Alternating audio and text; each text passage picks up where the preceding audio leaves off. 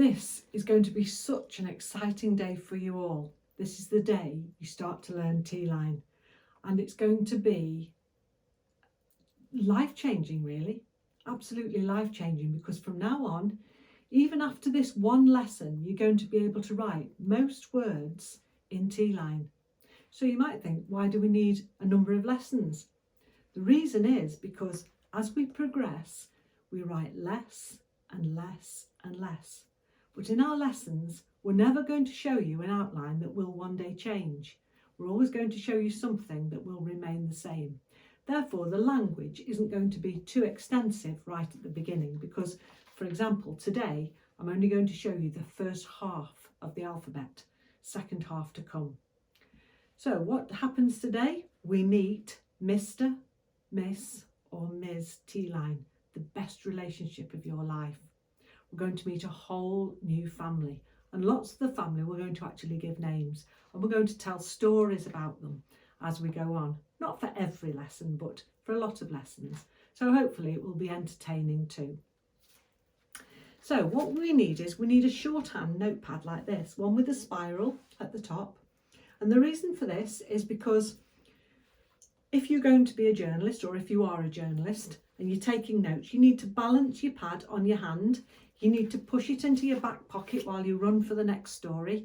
You need to get that Twitter feed in first so that you're always with the breaking news. An A4 pad where you've got to turn the pages over isn't quite as convenient. So you need one of these, and you also need a pen or a pencil you can use with any type of writing instrument. So without any more ado, let's have a look at what we're going to do then. So as I say, the first half of the alphabet. Now, like all families, it's going to consist of babies, teenagers and adults. And in the first three letters of the alphabet, we've got a baby, we've got an adult and we've got a teenager. Let me show you what I mean. So the A is represented by an upward stroke and a downward stroke resting on the line like so. Now you might think of that as how we would write our longhand A, and it's just that top part. But it's so important that we start on the line and we go upwards and we go back down that way. So not 3 strokes but 2. So there's our baby. All the vowels are babies. And then we have the adult. An adult means tall, fully grown, takes up most of the space between the lines. So that's the B, and it's like a big 6, like so. It looks a little bit like our longhand B. And finally the C, which looks exactly like our longhand C, which is our teenager. Why is it a teenager? Because it's not fully grown yet. If we draw the dotted line, it's only half the size of the adult. Now, size is exceptionally important in Teeline. If you don't get your sizes right, you won't be able to read your outlines. And it's okay writing fast, but if you can't read it back, it's no use. So it's so important to focus on these sizes right from the very beginning. So just like we will later, we're going to drill. So we've got 3 outlines, 3 different sizes. And the thing to do now is to write fast as you possibly can, and quite close together. So A, B, C, A, B, C, A, B, C, A, B, C, A, B, C. Now, they're not as neat as I started with, but what they are is proportionate in size. The babies are small, the adults are tall, and the teenagers are halfway. So if you can write them fast, but still get the sizes right, you're doing really well. When you've done that, try and mix them up. Ask someone at home or your friend, if they'll read them in different orders. So B, C, A, C, B. So that you're having to think only momentarily before you write them. So there's our first 3, representing all 3 sizes. Let's move on then from there. Our next 3 letters, we start with D. Now, in this Teeline family, there's always one awkward person. Have you got an awkward person in your family? Most families have. And D is an awkward person here. Awkward because it doesn't look like anything that relates to our longhand alphabet. It's simply a horizontal line, on the line, on the line is important, because if it was above the line, it would be a T, which we'll come on to next lesson. We're going to do the second half of the alphabet next lesson, but incidentally, that's where the system gets its name, T-line, because there's only one letter that is above the line. And of course, that person in this family thinks they're above everyone else. Got one of those in your family too? Usually there is one. Anyway, D knows his place. He's on the line, but he's a bit awkward. Next one is E. Now that's a baby because it's a vowel. So it's just a vertical followed by a horizontal line. Now, just like I showed you with an A here, the E, if we did it in a longhand, capital E, it's just that corner of it. So down and across, just two lines. Now, James Hill invented this system in 1968. And when James Hill went to school, they wrote F's like this. Watch again. Up, down, up. So James decided he was going to put two forms of F in T-line. Not to make it more difficult for you, because we'll learn later how you use one form if it's joined onto one letter and the other form if it's joined onto another. Don't worry about that just at the moment. Let's just think about these two forms of F. So the first one is this half. It starts on the line, it goes up to the top and it loops down. Now it's an adult, so it's the same size as the B. And the second half, you see it just starts just slightly above the line and it loops down and back to the top. Now, if you're left-handed, you might do the loop the other way. Don't worry about that, as long as it's, this one's fat at the top and thin at the bottom, and that one's thin at the top and fat at the bottom. We get pear-shaped people and oval-shaped people and rounded people in every family. So F, we'll call him Freddie. Upwards and downwards. So now we've got D, E and F, three more. So we do the same again as we did for ABC. D, E, F, F, D, E, F, F, D, E, F, F. And again, mix them up, get someone to read them out for you. Then challenge yourself to put all those together. So A, B, C, D, E, F, F. A, B, C, D, E, F, F. Now, again, not neat, but you should be able to pick out baby, adult, teenager, awkward person. Baby, adult, adult. Baby, adult, teenager, awkward person.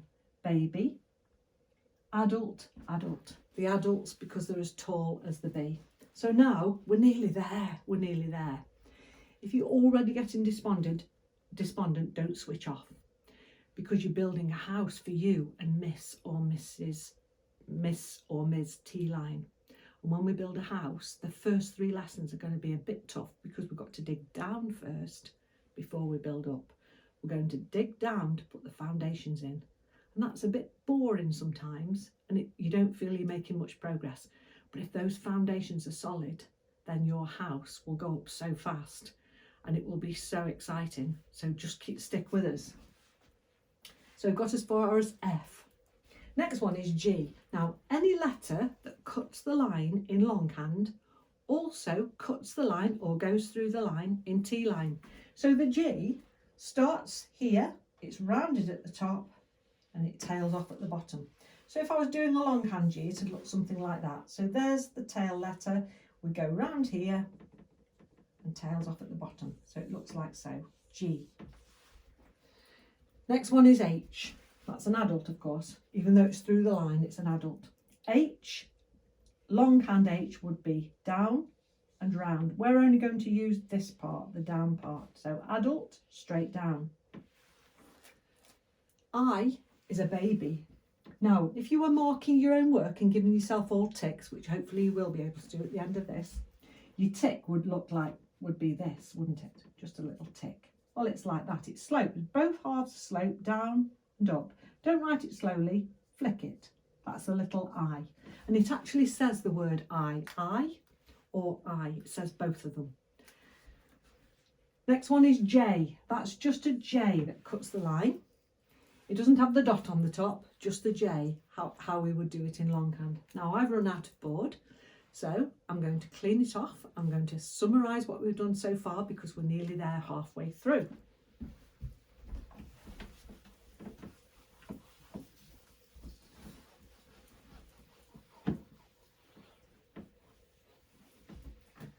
So shall we summarise before we add the others? So we've got A, B, oh it's still a bit damp, C, let's get to dry it, C, whoops, still a bit damp, D, E, upward F, downward F, G, H, I, J. That's as far as we've done. Now we're going on to the K.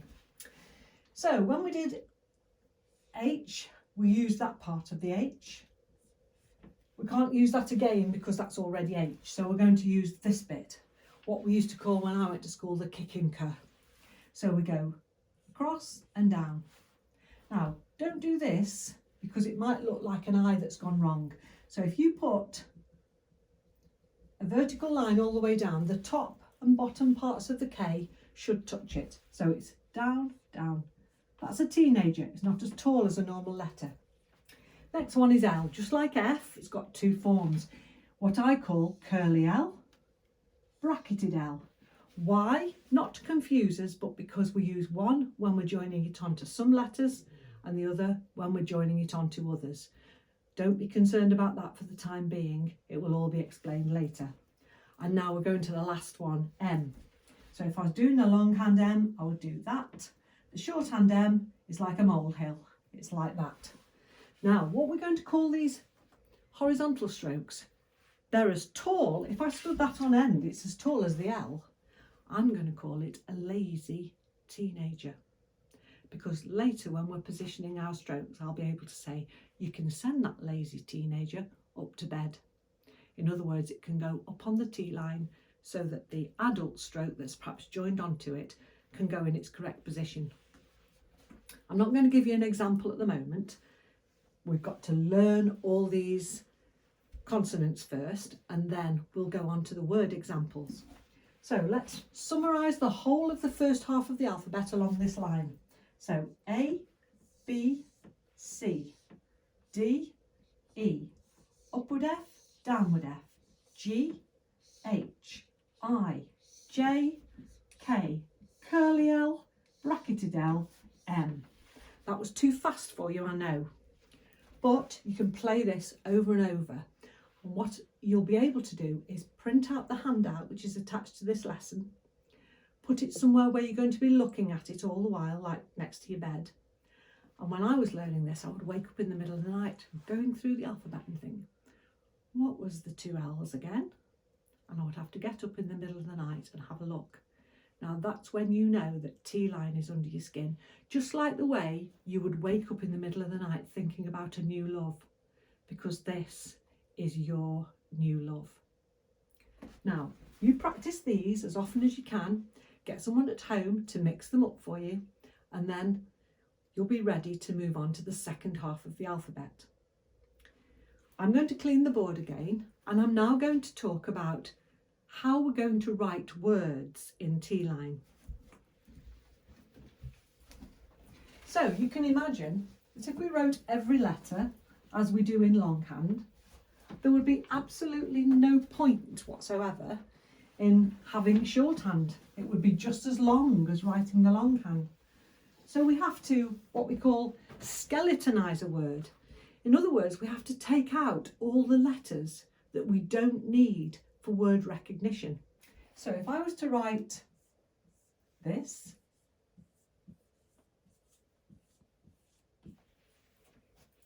I dare say all of you have read that as I love chocolate. So why have we decided that that says love? We've taken out medial vowels and silent letters, which we do when we skeletonize a word. So equally, that could have said leave, because if I take out all the medial vowels and the silent letter, we've also got leave, but not many of us leave chocolate. So the sense of the sentence will tell us 9 times out of 10 what the word says. And on the odd occasion when it doesn't, we have what we call distinguishing outlines, but we'll come on to those later. So chocolate then, we've taken out all the medial vowels, we've taken out that final vowel as well because the E on the end of chocolate isn't sounded. Now to further demonstrate skeletonization, let's choose a very long word.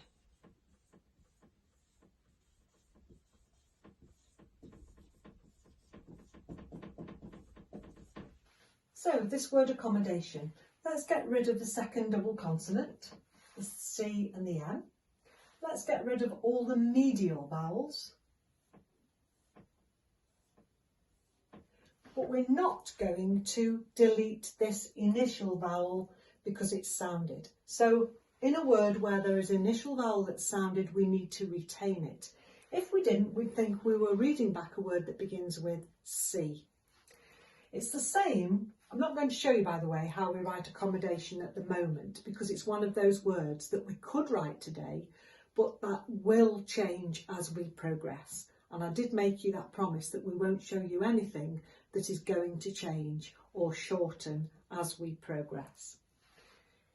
So going back to this initial vowel then that sounded, that we retain, we also do the same for final vowels that are sounded. So let's take the word coffee.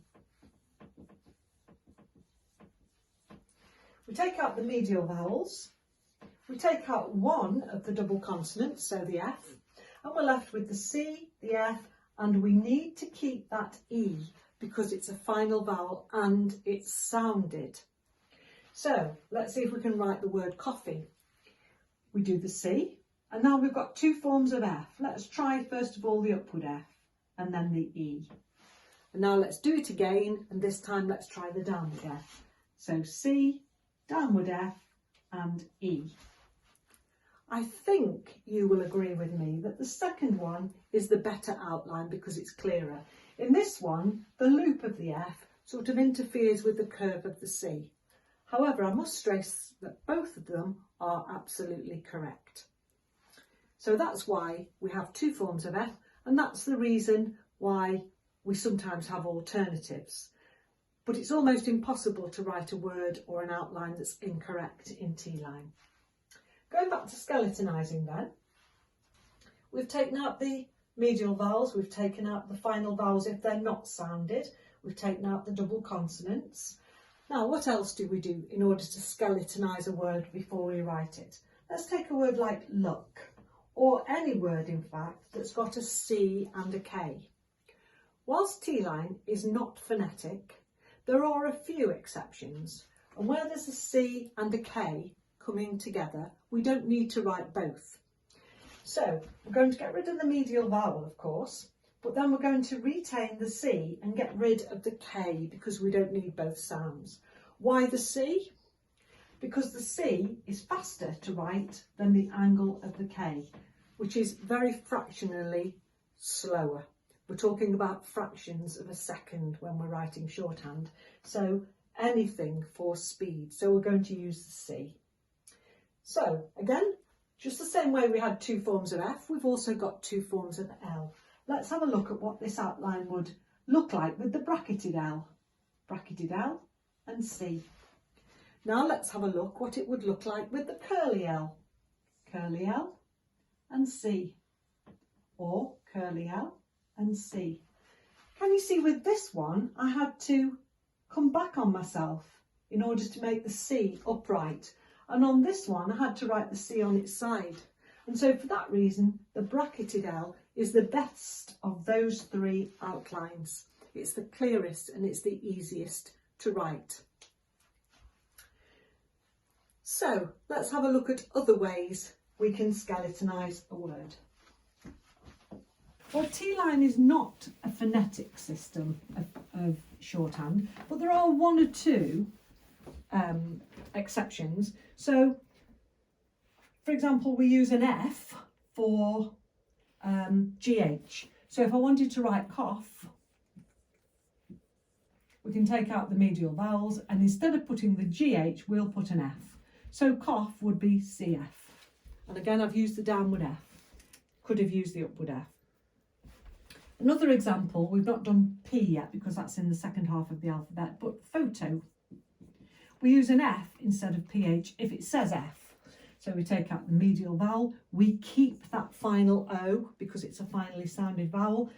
And in the second lesson, you'll learn how to do O because it's in the second half of the alphabet. So F and T. We don't know how to write T yet, although you will remember that it's that person who thinks themselves above all the others because it's on the T line. So it's like a D, but it's up there. elevated. So we could write photo, well, we could write foat or fit or fight. Not the O yet because we haven't learned it. So I would use the downward F so that the T was on the T line. If I use the upward F, if you remember it starts on the line, then it would say food or fade. So that's another reason why we use those two Fs. For photo, you'd have an O on the end, and you'll learn how to do that in the second lesson. So we've got C for CK, we've got F for PH, we've got F for GH, and that is the crux of how we write skeletonized words. But there is a handout which is linked to this lesson that you can download and you can go through it. There is also an exercise so that we will ask you perhaps 50 words. How would you skeletonize them? And what we want you to do there is we want you to just write the longhand letters that you think would be in the word. And then there's an answer sheet too, so that you can check your own answers. Take your time on these things. It will probably take you more than a week to absorb all this. But just keep going over it, and you'll be fine. Remember, we're digging those foundations. It's not the exciting bit. The exciting bit is going to be so ace. It is honestly going to be so ace. We're going to look at special outlines now, and this is part of how it becomes exciting, because those first half of the alphabet, A to M, some of those symbols or consonants are going to represent whole words. So we learned how to do the A, full A. That full A on its own says the following. It says able. It also says able to. It also says after. It says all those things, just that full A. If we use half of the A, which we call an indicator, there's going to be quite a big section on indicators, because students do find that the way that the direction in which they go sometimes is a little bit confusing at first. But for now, we're just going to use half of that A. So we're going to start at the top and come down for that half of the A. And that's going to say the word A. If it's up on the T line, the elevated, we're going to add the T, so that becomes at. So A on the line is A above the line is at. The full A is able, able to, or after.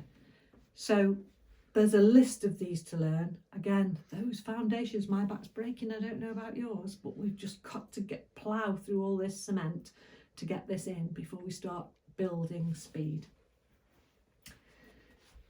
So let's look at the other letters that we've learned. There's the B. That says be, and it also says been. Again, the sense of the sentence will tell you whether it's be or been. C doesn't stand for anything. D stands for do and also for day. E is the special outline for electric. Now you might think, why have a special outline for electric? It's not an everyday word. It's not something we're writing all the while. But it's an awkward, long outline if we have to write it in full. And so for those few occasions, we will do that E. However, if you're a sports journalist, with the little dashes underneath, which is written in an upwards direction, those little dashes indicate a proper noun. Sports journalists, or anyone else for that matter, will use it for England. So we can adapt them slightly, but electric and England. The F, the upward F only, is the special outline for from. Common everyday words. This is why we don't want to put an F, an R and an M in from, because it's in 10 times in every passage that we write. So we don't want to do all that work. So we just use the F from. The G, we put that for go or gentleman. Gentleman. Or gentlemen as well too. Now you might think, when do we use gentlemen? You know, it's dark ages. But so many reports or addresses start with ladies and gentlemen. The L stands for ladies And the G stands for gentleman. So now we've got that for ladies and gentlemen. Where's the and? We don't need it. It starts our notes, LG, ladies and gentlemen. Ah, this is the start of the magic. Let me give you another little snippet of magic, just so that I'm keeping your interest and you're not thinking, this isn't for me. We've talked about that A indicator there, and we know what the L looks like. So if I was to put that indicator there and the L on the line, that would say all. Now you could write the A there and the L under the line, and that would still be right for all. But if you used to add a P to it to make it Alp or Alps, which I won't put the S on the end because we haven't done S yet, then you can see that that outline is better because it's closer to the line of writing. So think about this. The A is a baby, it's a vowel. We don't put babies on the floor. We'd have social services after us. We don't just leave them on the floor. So the baby is on the mother's hip, in the father's arms. There is this baby and it's being held by the adult. So AL is all. And now here's the magic. We can close that circle, and that's pictorial representation. We've made the world, we've made the globe. And do you know what that says? All over the world. Can you believe it? All over the world. Now, some of you clever ones might be thinking, well, how do we know that's not all around the world? And if we get a mistake, then we'll be penalised and we'll fail our exam. The reason we know it's not all around the world is because you've also got the O there for over. All over the world. Clever, eh? So, ladies and gentlemen, and all over the world is just a snippet of all the excitement that we have got to come. So, these are our special outlines. M stands for me. Special outline for me. H stands for he. We've said I stands for I or I. That's I or I. J stands for judge, because often we're writing about court cases. So just a J will say judge. We don't want to bother with the G on the end. We wouldn't put the D anyway, of course, because it's a silent letter, but we're just going to be content with J for judge. And the K stands for kind or knowledge. And we'll also use that in word groupings, which will come on later for something else, but let's not confuse this for now. Just remember that K stands for kind or knowledge. L stands for letter. Don't use that too often, but occasionally we'll have the word letter, as well as ladies, of course. We've used it there for ladies and gentlemen. That L also stands for letter. And then the M for me. So shall we summarise then? There's a lot to take in, isn't there? There really is a lot to take in. We do understand this. And of course, I'm trying not to go too slowly because you don't want to be sitting at the computer for an hour for this lesson. You can just repeat over and over again.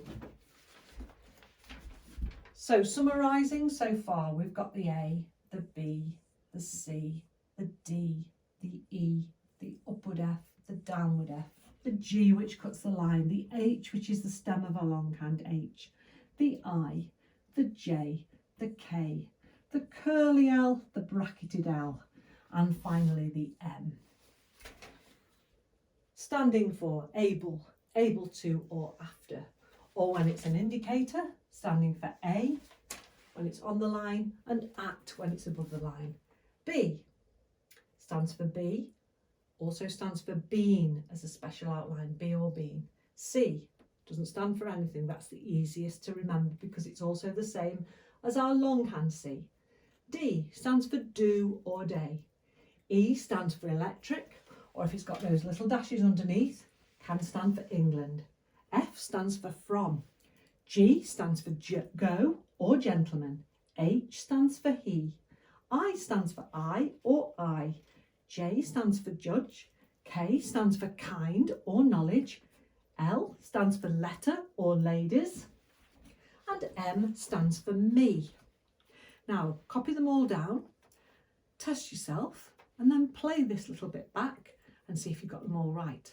Again, if you've got someone at home who's kind enough to help you, make a list of those words in longhand or print out the handout that's attached to this and ask them to read them out to you at a speed which is fine for you at this time. But remember, the more you practice, the faster you'll be, the more confident you'll be, and then the quicker you will be to get to that 100 words a minute certificate. So I'm going to give you a few more word examples, and then I'm going to pass you on to Rose, who's going to do the exciting bit, which is to put it all into sentences so that you feel you're making a lot of progress. So let's start with the word make. I'm going to put longhand first, and then I'm going to ask you which letters would we need for make. Well, we've taken out the medial vowel, hopefully, and we've taken out the final vowel, which isn't sounded, and we're left with an M and a K. So the first thing we do is bring those two letters to mind, an M and a K. And now we have to join them together. Now everybody gets this wrong at first.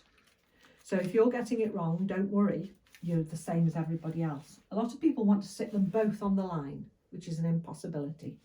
So you write the M, and then keeping your pen on, you just write the K on the end, make. Write it several times. Say it to yourself each time you do so. And that way you'll learn it very quickly. So now how would we write cake? Medial vowel goes, silent letter goes. We're left with a C, which is easier to remember. And again, the K. So now see if you can join those two together, C and K, to make the word cake. Start with the C on the line, keep the pen on, put the K. That could also say cook as well, of course. Cook and cake would be the same outline. Make and meek would be the same outline. The sense of the sentence will tell you which it is. Next one, a bit more difficult now, is good. Good. So let's take out the medial vowels, the two O's, and we're left with the G. Remember that cuts the line because it cuts the line in longhand as well. And the D, that's the awkward person in the family who doesn't look like anything. So on the line, GD. When we join those together, we still go through the line with the G and we add the D.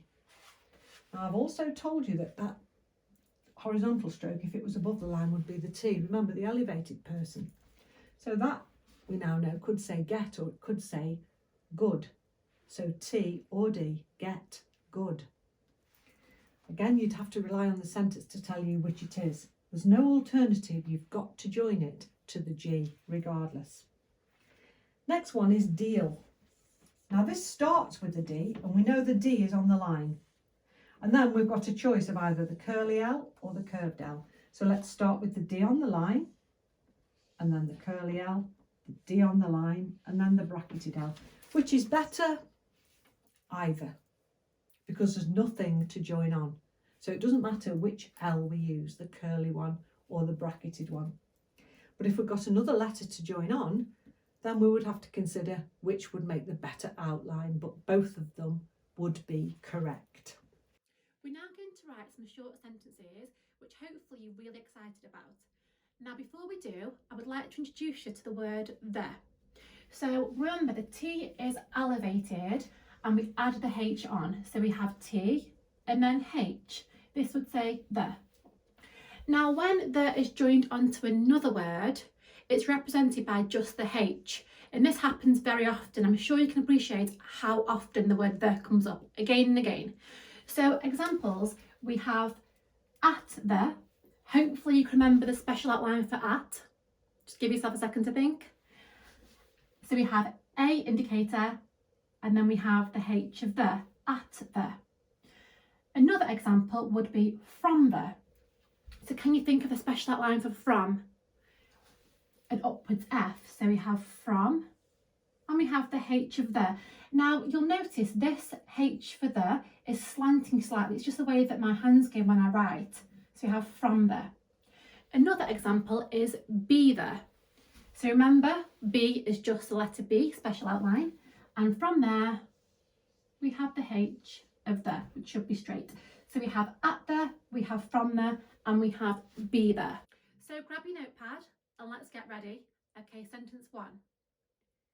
Make a cake. Now Joe's going to come in and write that lines on the board, so make sure you check with what you've got down. So we should have then make an M followed by a K, A indicator for the word A, and cake C, and the K joined on. The full stop in T-line is written with a upward line. So that is our T-line full stop. So if you want to put the full stop in right from the beginning, that's what your sentence should look like. If you've got it correct, write it again and again. Make a cake.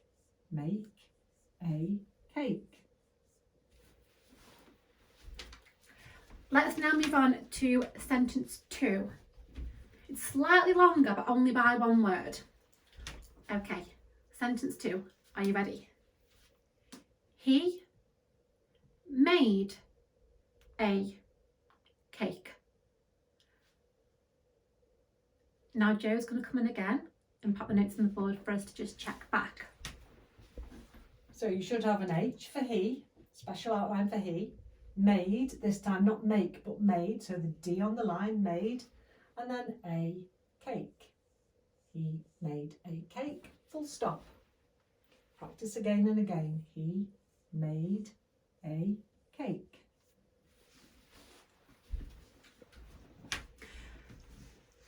Okay, so sentence 3, now his cake is improving and we've got another word, okay, a new word. Let's give it a go. Okay, ready? He made a good cake. Now Joe's going to come and show us outlines and let's just check our notes. He made a good, with the G through the line, cake. So we've added that one extra word, good. Sentence 4. Grab your pad, good to go. Okay, ready? He made a good deal.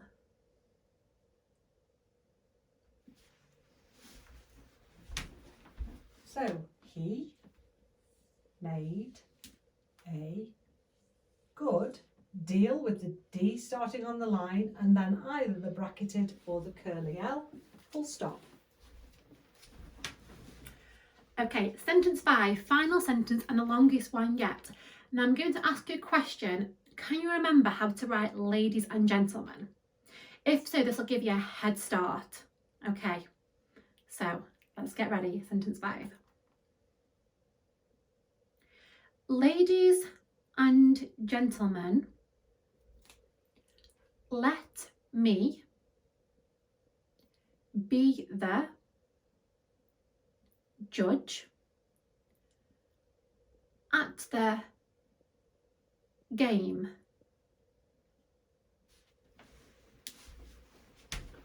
So, did you remember, ladies and gentlemen, let, curly L before the T or the D, could also say load. So, ladies and gentlemen, let, M for me, be the, remembering to add the H for the, judge just to J, at the, and game, G through the line, and the M added on. So how did that go? You've done really well if you got those all right. I remember sitting in some of my first shorthand lessons and I'd maybe get, let's say, 2 or 3 of those correct. So you're always going to have things you need to practice and work on. So it's completely understandable at this stage. Just make sure that you take the outlines that you found most difficult, the ones you got wrong, keep a highlighter by your side and just circle them and practice those again and again and again. Repetition is what's needed in order to succeed in shorthand, and obviously some motivation from us, which is what we're here for. So the first exam that you would take would be a 60 words per minute exam. Now the word exam sounds quite scary, but we're just going to try and imagine what that sounds like.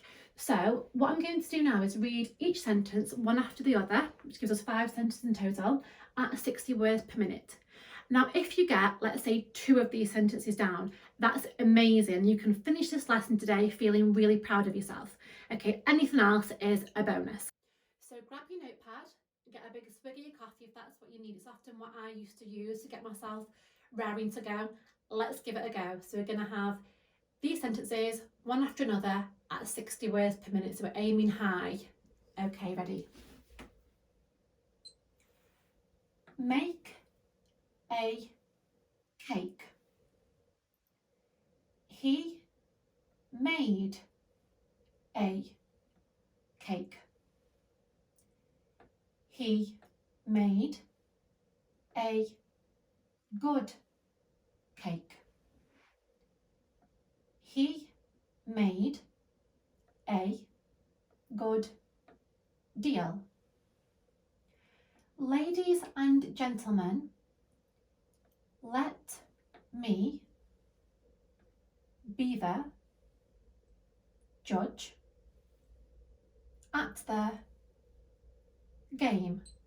Now then, here's a question. Can you read your notes back? So try and transcribe your notes if you can. And we aim for you to be transcribing at 10 words per minute. So it should take 2.5 minutes to transcribe those 5 sentences. So how did you do with that? Hopefully you're really excited at the prospect of this new relationship.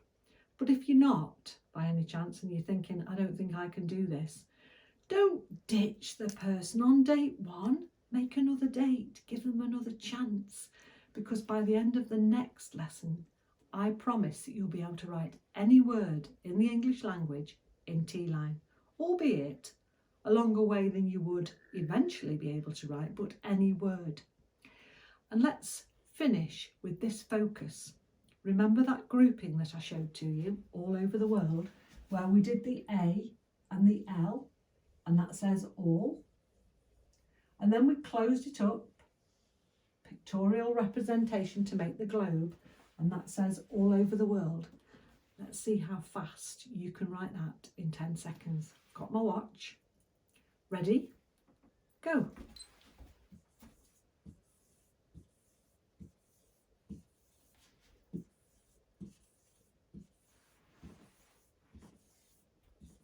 Oops. 10.5 seconds. 1, 2, 3, 4, 5, 6, 7, 8, 9, 10, 11, 12. Probably a bit faster on your notepad. It's a bit more difficult on the board. But 12 outlines, 4 words in each grouping all over the world. 4 12s are 48.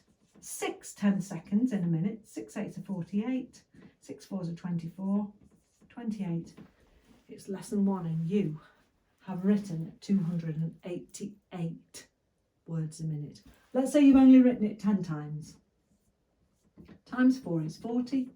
Times 6, 240 words a minute on lesson 1. Don't give up on this. Do not give up on this. Don't get worried. Don't get stressed. Let's love Teeline together. You're late.